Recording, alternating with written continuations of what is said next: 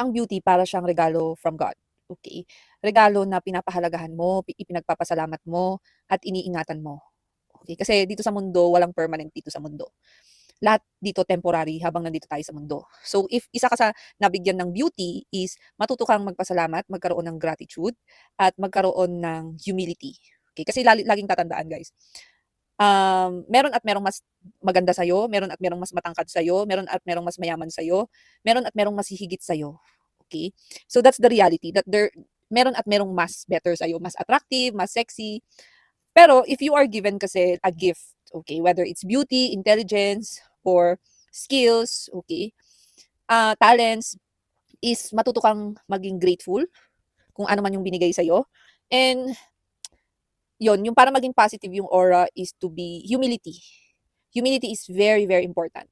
Kasi pwedeng alisin sa'yo ang status or pwedeng alisin sa'yo ang kung ano yung binigay sa'yo or kung ano yung pinaghirapan mo kahit na anong oras. Okay? So, yun ang, yung fame, status, beauty, success, ano rin siya, para siyang nirerentahan mo araw-araw. So, kailangan pahalagahan mo siya ng ganon. The reality of a glow up is the older you get, the more expensive it's gonna be. May mga gastos ka na nung 20s mo is hindi mo ginagastusan. Okay, for example, in my case, so I started collagen very early. Okay, so ginastusan ko ang collagen. However, as I age, syempre 41 na ako. Dumadami na yung white hair ko mga B. Okay, isa na yan sa mga signs of aging, of course, na hindi naman yan nasusolusyonan ng ano. Kasi maraming factors yan like genetics, okay, or may mga kulang ka na nutrients, ganyan kaya ka nagkaka-white hair. But basically, aging is going to happen to all of us. And the only thing that we can do is to slow it down or prevent it. Okay? Kahit naman yung mga Miss Universe or supermodels, no? Pag pinapanood ko yung mga, for example, si Demi Moore, napanood ko siya kahapon sa Indecent Proposal. So parang may mga pinanood ako mga old na clips. Siyempre yung itsura ni Demi Moore nung 20s siya versus nung 60s na siya, malayo na guys. Okay? Talagang makikita mo kahit gaano kaganda ang isang babae. No? Yung signs of aging talaga, magpapakita at magmamanifest yan one way or another. And in my case, sa white hair siya nagmanifest. Okay? So, paano 'yan? Siyempre gagastos ka talaga sa dye. Palagi kang magda-dye kasi wala namang permanent hair color na talagang permanent na magagawa niyang black 'yan. Eh, ako pa naman black na black yung buhok ko. Black na black talaga yung buhok ko because of yung Chinese blood ko, as in black na black siya. So, yung white hair ko halatang-halata 'yan, okey. So, mas malaki ang gastos, okey. Kasi yung sinasabi ko sa inyo, yung pinaka-important talaga sa glow up is the money talaga. Parang hindi naman ako magsasawang ulit-ulitin 'yan kasi I think many people think that it is not. Okay, pero 'pag stress ka sa pera or tapos ka sa basic needs mo pa lang, paano mo maitatawid yung mga supplements and yung mga kailangan mo for the glow up?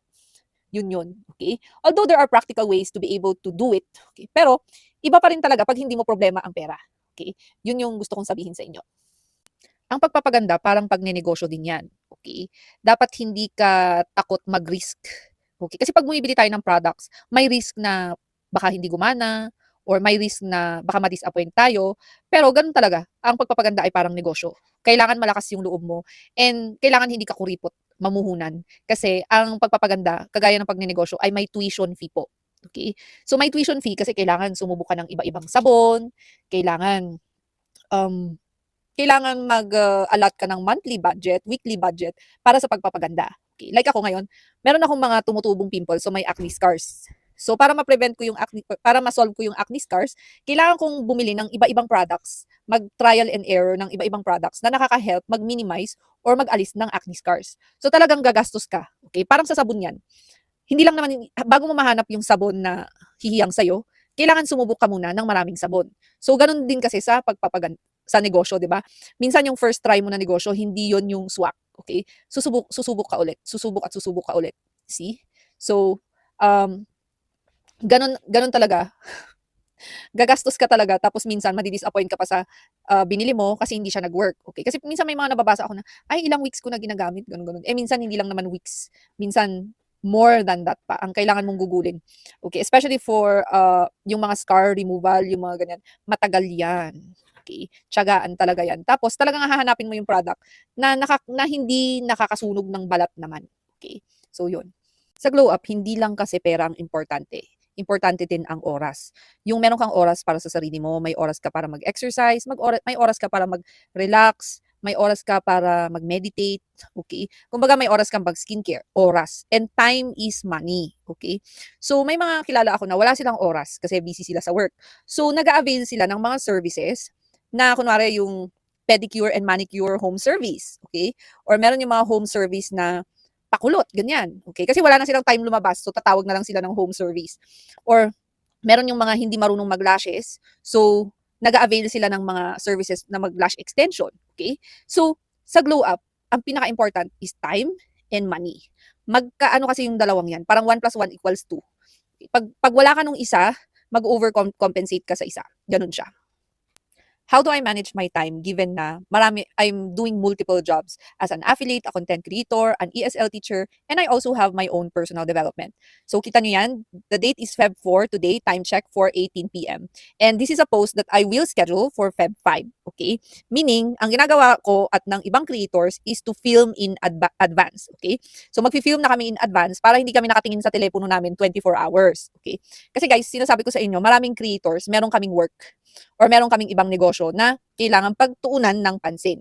And also, meron kaming sariling personal development. So, for example, for me, I work out in the morning or late afternoon. So, yung mga post na para dun sa mga oras na yun, nakaschedule na yun.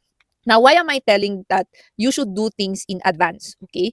It's because, for me, no, hindi nakaka-increase ng productivity kapag lagi kang nasa telepono mo. Not unless this is your full-time job. Okay?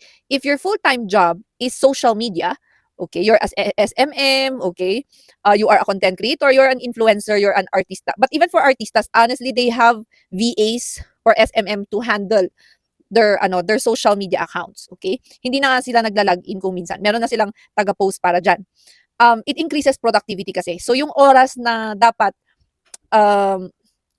yung oras na napupunta sa social media, dahil nagawa mo na in advance yung dapat mong gawin, kagaya namin na content creator and affiliate, ang nangyayari is, meron kaming nagagawang ibang bagay. Okay? For example, like for me, I scheduled the 7 a.m. already. So, nag-workout ako sa oras na yan. Okay? So, nagawa ko na yung part 1 ng personal development ko.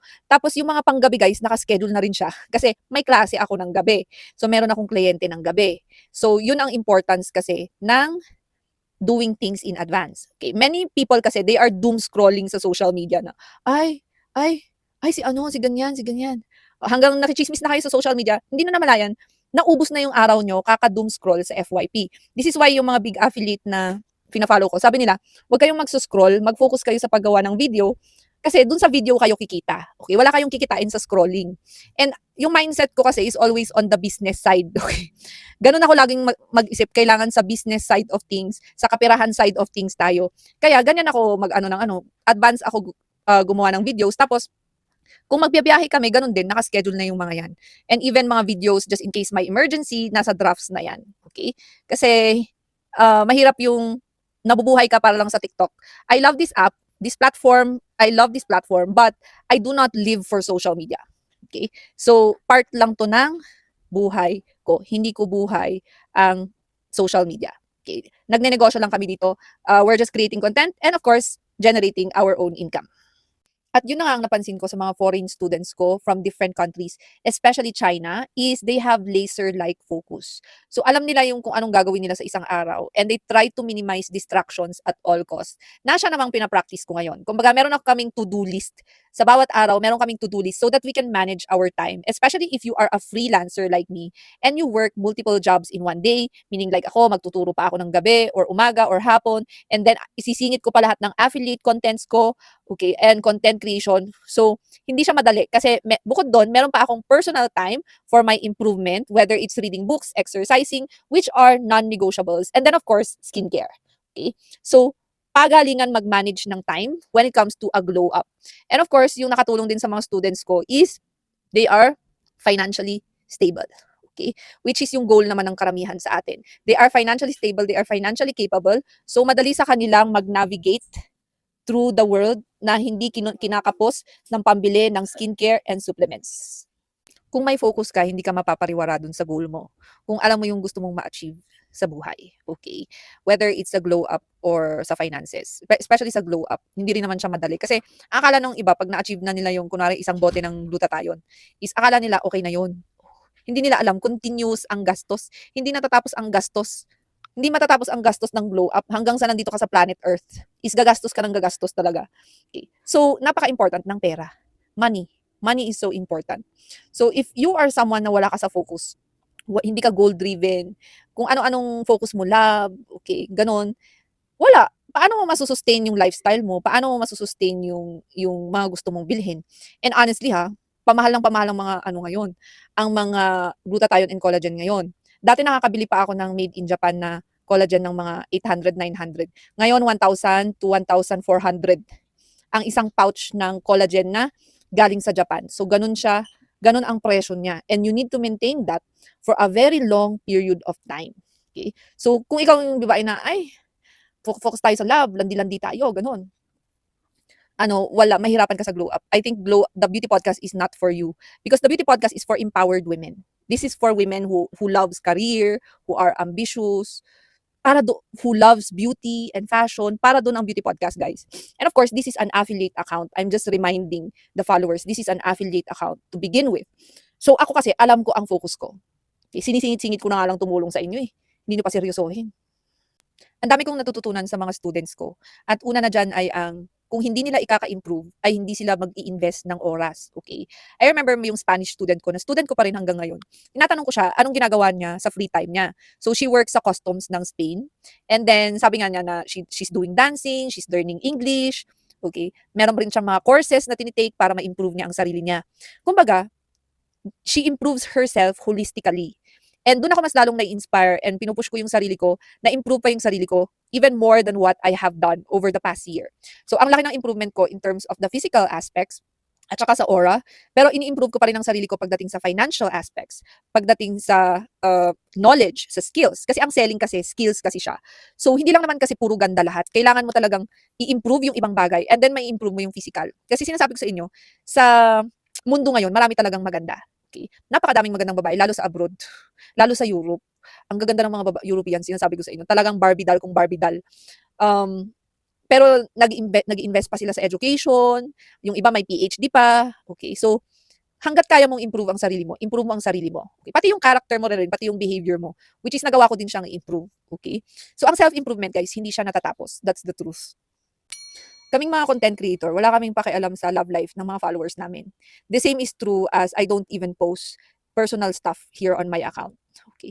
And to remind people this is a beauty podcast. Okay. This is not a tulfo type of na dulugan mo ng yung hinaing sa pagiging kabit mo. Okay. Kasi may umakyat sa live kagabi, sobrang toxic niya. And the girl is, sa sobrang katoksikan niya, naging concerned na yung ibang, kasi puro kabit-kabit ang inaano niya na hindi mo alam kung anong gusto niyang patunayan, na nilalapitan siya ng ano ba, ligawin ka ba, Miss Universe ka, gano'n. And we don't really care about your love life, no? Ako nga, wala akong pakialam sa love life ng mga artista tsaka influencers, mas lalo na sa regular na tao. Not unless sobrang ganda mo talaga. Siguro yung love life pa ni Carla Avellana at tsaka nung doktor, mas nakaka-inspire pa yon. Pero love life ng anyone, nobody really cares, guys. So, yung toxic nyo na ugali, you keep it to yourself. It's gonna show with the type of questions that you ask. It's gonna show in the live. So, walang skincare, supplements, kahit magparitoke ka pa, ang babago ng nakakasira lang kayo ng aura. Buti na lang kalmado ako kagabi. So, I was very calm, but I just blocked the girl because the followers or the viewers already also were very concerned. So, they asked me to block the girl na yung Lily yung pangalan. So, I'm telling you guys, nobody cares about your love life. Just keep your to yourself. Okay? Even for me nga, if I will have a partner, I'm not gonna post him here. Okay? I'm gonna protect him. Okay? Because I don't care. I don't think it's anyone's business, di ba? To know about him. Okay? Ganun ako ka-private na tao. So, malakas siguro yung loob ng iba because they are dummy accounts, they don't have photos, and they don't have na profile, maayos na profile talaga. So, malakas yung loob nila. But, I'm telling you guys, nobody cares about your love life. Lalo na kung hindi namin pagkakapirahan yan. Kaya, I'm gonna limit the live streams na because I don't like to absorb the toxicity of other people. Alam nyo naman, sabi ko sa inyo, hindi mabibili ang aura. Binubuo yan. The biggest flex of a man or status symbol of a man is the kind of woman beside him. Meaning yung uri ng babae na napangasawa niya. Okay? Yan yung dumaan sa FYP ko kanina and totoo yun actually. Okay, parang nagkikwento yung guy na he went to this car show, tapos the guys were showing their cars, Okada, their watches. Syempre alam naman natin na pag car show mga milyones na yun. Kumbaga millions yun. So, sinabi nga dun sa mga comment section na, kapag ang respeto daw ng isang lalaki sa kapwa niya lalaki, nakadepende din 'yan. Hindi lang sa material na bagay kundi doon so kung gaano kadesente yung napangasawa niya at kung anong itsura ng napangasawa niya, okey? Kasi you will know if a girl is taken cared of, by just looking at her, you will know kung anong klaseng lalaki yung napangasawa niya. Okay. Kasi if a woman does not have time for self-care or wala siyang pera for self-care, okay, minsan titingnan mo, kuripot 'tong partner nito or hindi na hinahayaang magkaroon ng exercise time, okay? Which is there are men who support their wives exercising 'no. Like I remember watching this, parang vlog yata or stories or something ni Solen and Nico, kung saan si Nico inaalagaan niya yung baby nila while, Solen is doing her workout for 2 hours. So habang nagwo-workout si Solen, si Nico ang nag-aalaga sa baby nila. So bihira kasi yung lalaki na gano'n 'no. Kasi hindi lang naman pera ang kailangan sa self-care, eh. Kailangan mo ng oras. Oras para mag-exercise, para mag-skincare. So totoo yung sinabi ng guy na the biggest flex of a man is sometimes how good looking or how well taken care of a woman is. Pero disclaimer lang guys, hindi hindi lang yun nakadepende sa lalaki ha. Kasi nakadepende din yun sa disiplina mo as a woman. Okay, kasi kung innate na sa'yo yung, inaalagaan mo yung sarili mo is hindi ka magkakaproblema sa looks. Mag-i-improve ka pa, maggo-glow ka pa, magbo-bloom ka pa. Okay, kasi yung credit diyan kalahati-kalahati. Hindi puwedeng yung credit lahat sa lalaki kasi nasa babae din yun, okay? Kasi may mga kilala din naman akong babae na kahit may allowance sila from the guy, tamad sila mag-exercise or wala silang ginagawa para mag-improve yung looks nila. And mas lalo mo dapat alagaan ang sarili mo lalo 'pag nag-asawa ka na. Kasi a lot I observe for married people 'no, ano na they let themselves go. A lot of married couples like porket nakuha na nila yung lalaki or nakuha na nila yung ano na they let themselves go yung mga babae. So, 'pag ng babae yung guy, wala kawawa ka. Kasi maraming magandang chicks, okey, titingin at titingin 'yan. I realized the importance of being low-key years ago and I applied it. Yung being a private, person. Dati kasi magta-travel lang ako, ang dami ko ng post, okey, or kunwari magjo-join ako ng marathon, mega post ako yung, post diyan, post dun, check-in diyan. Ngayon nasa zero post era ako. Kahit naman dito sa podcast na 'to, very rare that I do a vlog, okey? I don't really do like, ito yung steps na nagawa ko araw-araw, yung I don't really do that, okey? Kumbaga, I focus on doing instead of posting. Okay. Many people are focused on posting instead of doing. Kaya 'pag pumupunta ako sa kunwari sa Burnham Park, maglalakad-lakad ako sa Burnham Park, alam ko kung sino talaga yung into sports and sino yung hindi, based on their behavior, okay, or basta gano'n, okay. So, just to remind or to sum it up is, um, sometimes it's better to focus on the things that you need to do because you need to work hard in silence and let success make the noise. Yun yung ginawa ko din sa glow up ko. Yung I wasn't really posting, oh guys, I'm doing my skincare. Oh, get ready with me. Yung wala akong ganun-ganun. I think para sa mga bata na yun. Because I felt like dapat mas mag-focus ka sa gagawin mo. Hindi yung ipopost mo. What you take for granted is another person's dream. So learn to count your blessings kasi may mga bagay na meron ka na wala yung ibang tao. As simple as getting 8 hours of sleep is a blessing to people like me who's suffering from severe insomnia. Okay, yung maswerte na lang ako kung maka 4 hours of sleep pa ako sa isang araw. So, yung mga bagay na para sa'yo, pangkaraniwan lang, is special siya sa ibang tao. So, learn to count your blessings, okay?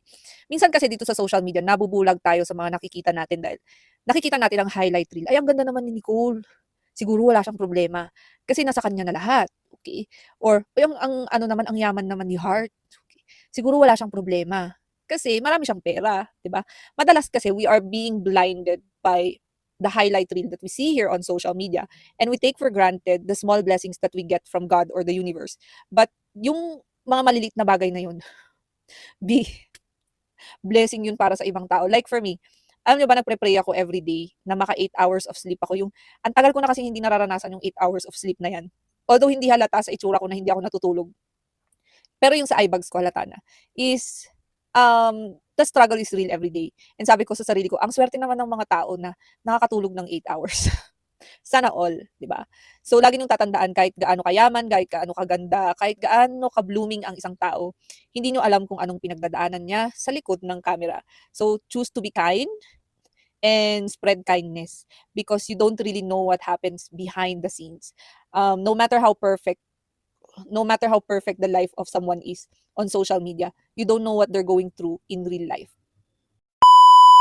So, blooming mo po, ma'am. I thank you naman. Okay. Alam niyo, 2 hours lang yata yung tulog ko kagabi. Hindi ko alam kung paano ko na-survive ang araw na ito. Okay, pero kailangan ko ng matulog ng maaga. Magbigay ako ng tips kung paano maging mas blooming. Umiwas kayo sa drama. Okay? Kasi ang peaceful life, ang tahimik na buhay, ay nakaka-blooming siya. Yun. Umiwas kayo sa chismis, sa bad vibes. Yun yung ginagawa ko. Kaya pag may mga dumadaan sa FYP ko na medyo, chismis na naman to, or issue, or bad vibes, swipe ka agad. Okay, swipe ka agad. Pangalawa is drink a lot of water. Okay, 2 to 3 liters of water ang iniinom ko araw-araw. And then, of course, collagen tsaka glutathione. Okay. So, naitawid ko yung mga no tulog days dahil sa collagen at glutathione. Very consistent ako dyan kasi antioxidant yan eh. And then, of course, exercise, 45 minutes to 1 hour. And then, maging masaya. Maging masaya ka sa sarili mo at para sa kapwa mo. Very important yung maging masaya ka rin para sa kapwa mo. Yung hindi lang palaging yung sarili mo lang, okay? Learn to clap for the success of other people while you grind for your own success. So yung mga ganong bagay, ang laking bagay niya para maging blooming. So ganun ang ginagawa ko araw-araw. Yung exercise, minsan nakakatamad siya gawin, pero pag nairaos mo yon araw-araw na ginagawa mo siya, masasanay din yung katawan mo. So maipapawis mo yung mga toxins na inaalis ng glutathione. Kaya magiging glowing and blooming ka. Very important ang tulog as in. Kasi pag kulang ka sa tulog, apektado lahat. Okay? Yung mood mo, hindi ka makagalaw ng maayos kasi kulang ka sa tulog, irritable ka pag kulang ka sa tulog. So very underrated na glow up tip yon. Kung wala ka masyadong pera para sa mga supplements and pampaganda at kung meron kang isang bagay na dapat mong gawin, yun ay ang matulog ng maayos. Kaya lang sa panahon ngayon, napakahirap kasi ng maraming sleep deprived kasi karamihan nga ng jobs ngayon ay online. So, marami ang uh, VA, SMM, okay? So, hindi talaga siya ganun kadali. Okay. Hindi siya ganun kadali. Minsan yung 8 hours, ang hirap pang bunuin yan. Ang hirap kumpletuhin ng 8 hours, especially if you're working 2 jobs. So, ang ginagawa ko ngayon is, magsischedule ako ng content panggabi para limited na yung yung hindi ko na tinitingnan yung telepono ko ng 9 PM. By 9 PM, di ko na tinitingnan yung phone ko. Tapos, nag-invest ako sa chamomile tea, sa mga sleep aid, para pag hindi ko, ang tawag dito, pag talagang kailangan ko is, merong tutulong sa akin para makatulog ako ng maayos. So, yun ang isa sa pinaka-underrated glow-up tip talaga. Sinasabi ko sa inyo mga mima. Kung meron kayong isang dapat investment, yun ay ang tulog. Tulog talaga is the key. Alam ko digital world na tayo ngayon and halos lahat kasi is nasa online. Okay, online shopping, online tutorial, online love, okay. Pero alam niyo nakakamiss. Nakakamiss yung totoo. Yung totoong buhay talaga, yung reality, okay? Yung buhay na hindi nakabase sa kung ilan ang followers mo, kung ilan ang likes mo, kung ilan ang nag-share ng post mo, kung ilan ang nag-comment, okay? Sabi nga nung ni Maris Racal is, yung panahon daw ngayon is, kung marami ka daw followers, kahit wala kang katalent-talent, is sisikat ka. Okay? Parang it's based on algorithm. Okay? And alam nyo kasi, parang ang nakikita ko minsan sa online is it's an escape from reality. Yung parang ang online is ginagawang escape from reality ng maraming tao. Kaya ako hindi ako naniniwala sa online love, yung mga ganyan, online. Hindi ako naniniwala sa ganyan. Pati sa glow up. Hindi mo naman matututunan ang glow up sa online. Sa totoo lang. Kahit dito sa podcast na to, ang naituturo lang namin ay concepts or principles. Okay? Pero yung talagang matuturuan ka kung paano ka talaga mag-glow step by step. Ikaw rin lang magdi-discover niyan sa reality. Okay? Yun ang masasabi ko. Kaya ako ngayon, honestly, tinatamad na ako. Tinatamad na talaga ako mag-post. Minsan nagpo-post na lang ako dahil kailangang mag-post. Okay. Nagpo-post na lang ako dahil part na ng trabaho ko as an affiliate, gumawa ng content for affiliate marketing, mag-promote ng mga produkto. Pero yun, ramdam na ramdam ko talaga sa loob-loob ko na, ay, nakakatamad. Kasi, I wanna work on more sa reality. Yung to make real friends. Hindi yung nakikita mo, marami kang followers. Okay. Pero, yung friends sa totoong buhay, okay, yung real relationships. Kasi ang online, hindi siya real. Okay? It's just social media. Yun ang lagi kong inaano. Kaya sabi din ng isang sikat na affiliate is, wag nyo ring ibibigay ang buhay nyo sa TikTok or kasi ang TikTok forever siya. Pero yung mga accounts natin, hindi. Hindi natin alam kung hanggang kailan. Kaya yun, hindi na rin ako masyadong nag-e-effort. Kumbaga, may pa isa-isa o dalawa na content of value para naman hindi palaging yellow basket. Sabi ko. Pero pag tinanggal talaga yung affiliate marketing sa akin, for example, is wala, tatama rin na rin ako mag-content. Kasi honestly, karamihan naman ng tao dito is yung motivation is money or yun ang motivation ng karamihan. Kaya sabi ko, "Oh my goodness, 'pag wala ng affiliate marketing, stop na yung content." Kasi wala naman akong balak magpag-grow na ng followers or mag-increase pa yung followers. Parang kahit hanggang diyan na okey na lang sa'kin. Kasi na-realize ko na mas important ang reality. Ibang-iba talaga ang kultura ng Chinese sa Pinoy, okey. And sa mga ano, mga nakikilala ko na ibang lahi through my teaching work, alam mo sa China wala talaga silang pakialam sa ano, sa hindi naman sa wala silang pakialam sa tsismis or sa kapwa nila. Ang pakialam lang nila yung sarili lang nila. Kaya hindi ako nagtataka bakit kahit dito sa Philippines is sila yung mabilis umunlad, mabilis silang yumaman, mabilis silang ano, kasi naka-focus lang sila sa pagpapayaman. Yung mga students ko naman na nasa States na Pilipino, nagkukuwento sila kung anong buhay sa States, kahit sa Maryland, sa Washington, gano'n, gano'n. Sabi nila, walang time mga tao do'n magtsismis, walang time mga tao do'n sa issues. Kasi nga, pagod ka na sa work. Kumbaga dalawang work yung iba 8 hours, after ng 8 hours work, may pupuntahan pa silang isang work, okey, para ma-survive nila yung cost of living sa ibang bansa. Kaya sabi nung student ko na ano, Pinoy na nandun sa Amerika, sabi niya nung nandun daw siya naninibago daw talaga siya kasi ang mga tao dun kanya-kanya. Okey. Kaya rin maunlad yung bansa nila, eh, kahit naman sa China din ganun din, kanya-kanya wala sila yung, "Kailangan alamin ko ang nangyayari kay ganito, ganyan," walang gano'n. And yun yung mga ugali na nakakatulong sa glow up and self-improvement. Kasi at the end of the day guys, tatandaan niyo na may kanya-kanya tayong buhay, okey? May kanya-kanya tayong buhay na aayusin. Walang perfect na buhay at walang perfect na tao. If mas concerned ka sa buhay ng iba kaysa sa sarili mong buhay, mahihirapan kang maging unbothered, okey? Kahit ako ang dami kong nakikitang issue dito sa TikTok. Wala akong pakialam, nagbebenta lang ako dito. Nandito lang ako sa TikTok to earn money and to improve myself. So, yung mga issue na nakikita ko kahit na ulit-ulit dumadaan, ginaganyan ko na lang, hindi ko na rin binabasa yung comment section. Kasi minsan na-absorb mo yung toxicity ng ibang tao na mas may pakialam sila sa sinabi ni ganito kaysa sa sarili nila. So, hindi natin mababago ang ibang tao. Ang mababago lang natin ay sarili nating buhay at sarili natin. So, at the end of the day, ikaw na ang may choice kung magiging bitter ka or magiging better ka. Kasi nahihirapan ng mga Filipinos maging unbothered kasi likas nga sa kultura natin maging pakialamera. Okay? Parang ingrained na siya sa culture natin. Kaya imbis na umangat, hindi umaangat. Gano'n na lang, the same. So, kahit ako din parang nililimit ko din yung time ko dito sa TikTok. Parang schedule na lang ako ng mga content kasi nga ang dami kong nakikitang negativity from other people, which is kahit sila mismo may kapintasan din. One thing that I realized sa buhay ko is the only person who's going to protect me and love me is going to be me. Yung unconditional talaga. And as a result, I realized and asked myself, do I want to be a content creator forever? Do I want to continue this account or grow this account? Kasi iniisip ko din yung stress at saka yung oras. Is it worth it? Okay. And sabi ko sa sarili ko is, I always need to put myself first before anything else. Okay, so mapapansin nyo na especially in the next couple of months na wala ng live or yung mga content madalang or puro yellow basket. Kasi nga, at the end of the day, you don't want to really put too much burden or stress on your shoulders na hindi mo dapat binubuhat. Okay? Kaya, ini-straight talk ko din yung mga followers ko na, actually lahat ng tanong nyo kaya nyo i-google. Kung gugustuhin nyo lang. Yung mga how to be unbothered, ganun-ganun. Madali lang siyang i-google. Okay. The thing is, ikaw kasi ang gagalaw dyan. Hindi ka tutulungan ng ibang tao talaga. Kahit pamilya mo, kahit pa best friend mo yan, hindi ka tutulungan ng ibang tao. And yun yung ano, yung sinabi ko sa sarili ko na hindi ko problema yung problema ng iba. Kaya nga ako hindi rin ako mahilig makisawsaw sa mga issue dito sa TikTok because I need to protect myself. Kumbaga, I need to protect my peace, I need to protect yung mental health ko, yung physical health ko, kaya uunahin ko muna yung work ko or yung workout ko bago mag-content. Kaya minsan late na ako nagko-content. Tapos inask ko yung sarili ko, can I sustain this for a long period of time? And ang sagot ko is no. So there will be a time din na i-give up ko ang podcast. Okay. For peace of mind and ano. Kasi karamihan naman ng nandito sa social media guys, kung titignan ninyo. Hindi naman kami nandito para magpa-cute. Especially kaming mga affiliates, no. This is a side hustle talaga. Yung nandito kami para kumita ng pera, mag-ano. Pero yung iba siguro gusto nilang maging famous, gusto nilang maging relevant, ganon. Pero nakakapagod yun. Yung lagi kang famous at lagi kang relevant. And okay na ako sa kokonting followers kaysa yung marami kang followers tapos isang mali mo lang is babatikusin ka ng mga tao. Yun ang napansin ko dito sa ano, social media dito sa Philippines. It can be very kumbaga it can be very helpful when it comes to business or ano, but it can also be very toxic. And that's the truth. Ang hirap, no? Hindi gano'n kadali mag-glow up, 'di ba?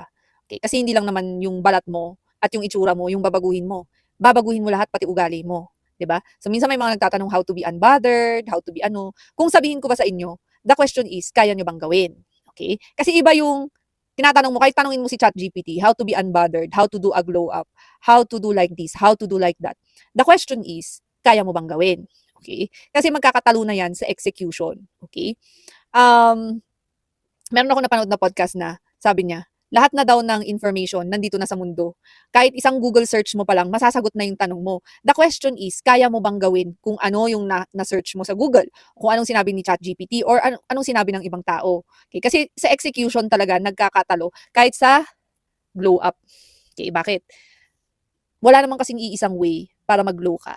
Okay. And yung isang way minsan, hindi siya nagwo-work para sa lahat. Okay? Kaya pag tinatanong ako, anong mas magandang gluta, anong mas magandang collagen, the question is, kaya mo bang subukan lahat para malaman mo kung anong mas maganda para sa'yo?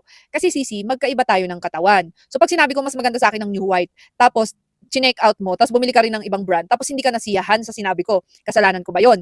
Eh, tinanong mo yung personal na experience ko dun sa product. Di ba? So, ganun lang yung mga sisi ko. Alam nyo guys, ang makakatulong lang talaga sa inyo ay sarili nyo lang. Yun din ang sinabi ng isang yung isang affiliate na nagbibigay ng tips. Walang makakatulong sa inyo kundi sarili nyo lang talaga. Kahit anong tutorial, kahit anong podcast, kahit i-google nyo yan, kahit kausapin nyo si ChatGPT maghapon, ang makakatulong sa inyo ay ang inyong sarili. Okay? Wala nang libre ngayon. Walang libreng glow, walang libreng glutathione, walang libreng collagen. So lahat talaga pinagpapaguran at pinaghihirapan. So nasa iyo na yon kung gagalaw ka para baguhin mo yung iyong sarili. Gusto mo mag-glow? Gusto mo maging blooming? Ang tanong is, kaya mo bang bawasan or alisin ang pagiging inggitera mo? Kaya mo bang alisin ang pagiging hater mo? Kaya mo bang baguhin ang sarili mo for the better and not for the bitter? Yun ang tanong. Okay? Kasi kapag hindi mo kayang baguhin yung mga pangit mong ugali, walang makeup ang makakatanggal niyan. Okay? One thing that I've noticed, and I want to say this respectfully as I can, bilang isa akong ESL teacher ng napakatagal na and I've worked with many, many nationalities is, pinaka-inggitera ang Pinay. Titignan mo pa lang ang comment section ng kahit na sinong creator, mapa-artista, mapa-small creator yan, mapa-bagong creator, meron at merong masasabi ang mga Pilipino tungkol sa kapwa nila. Mahirap kasi mag-glow kapag ang kapwa mo ang lagi mong nakikita. Kailangan mong tignan kung ano muna ang kamalian mo bilang isang tao dahil walang taong perfect. Walang tao na perpekto dito sa mundo. Okay? And lagi mong tatandaan na kahit naabot mo na ang tugatog ng tagumpay, kahit naabot mo na yung glowing na glowing ka, mayaman na mayaman ka na, maganda ang buhay mo is kailangan mo pa rin maging humble. Dahil hindi mo alam, baka pwedeng bawiin yan sa'yo kahit anong oras. At meron at merong taong hihigit sa'yo. Kahit ikaw pa ang pinakamaganda dito sa mundo, meron at meron pa rin mas better sa'yo. So mas maganda, nakatapak ang paa sa lupa. Totoo yan. Yung aura kasi is from the inside. It's not from makeup. It's not from skincare. Okay?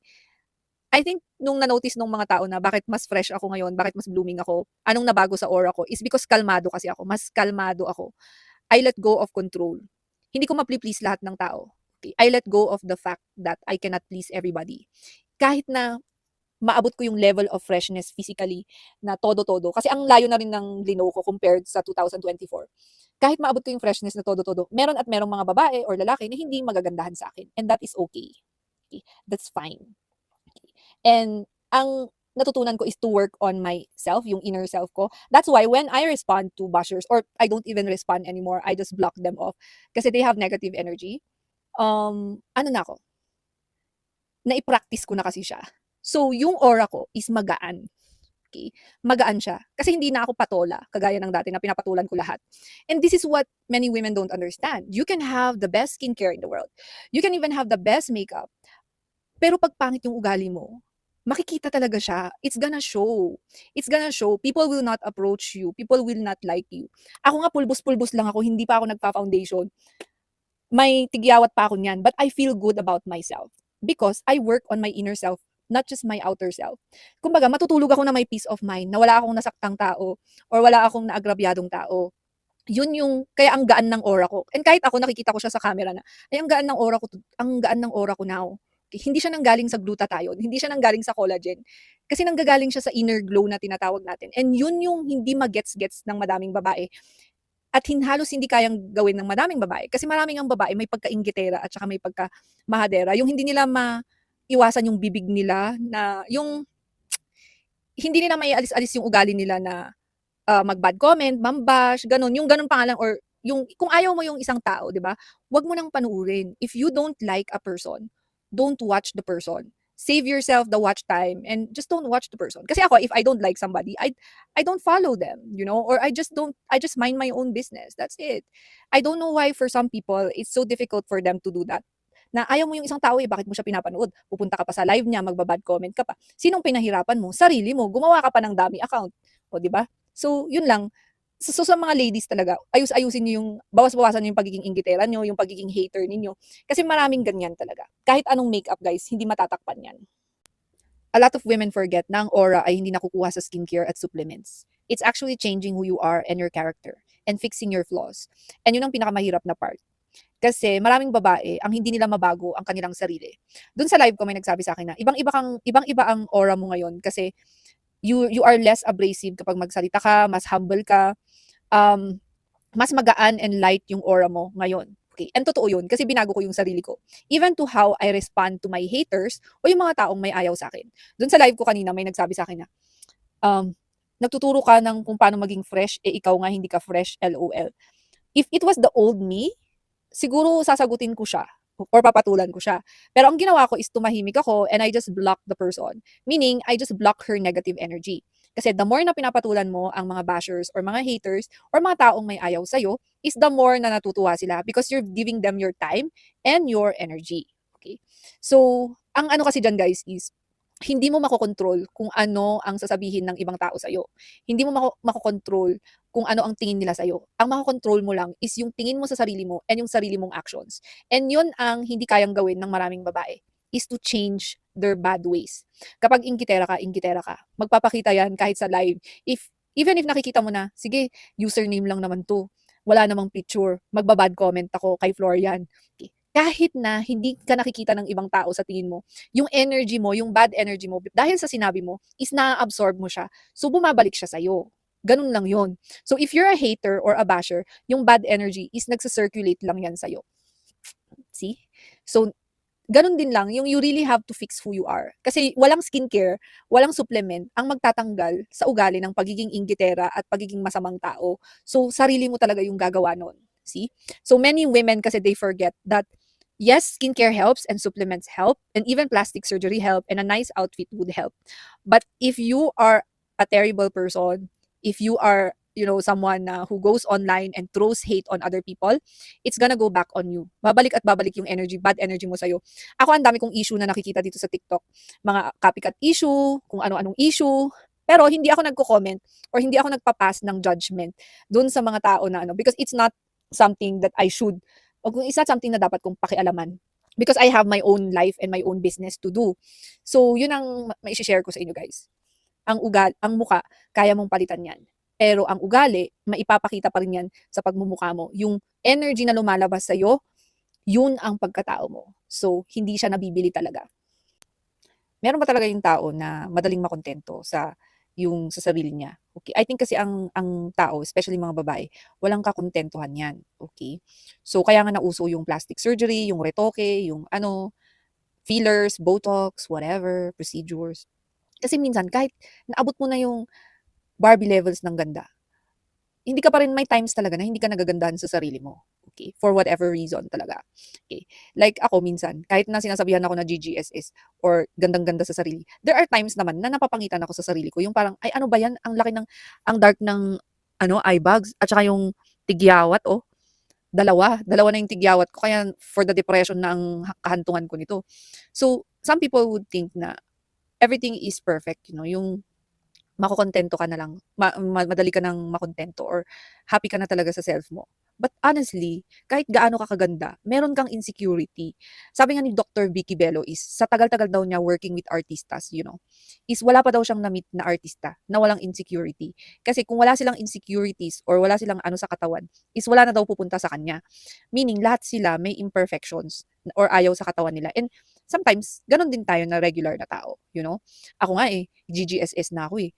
May times pa talaga na sabi ko, ano ba naman yan? Parang, hindi tayo ano today, parang kulang ang glow, gano'n. Ang tao kasi hindi siya nakokontento talaga.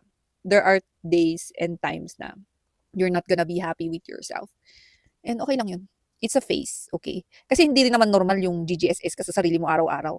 And also it's very important to stay humble 'no. Kahit na gumanda ka na or ano, yumaman ka na is, this is something I also remind myself. Whatever happens in the future is to stay humble and be humble. Kasi nga, there will always be people better than us. There will always be people better than us.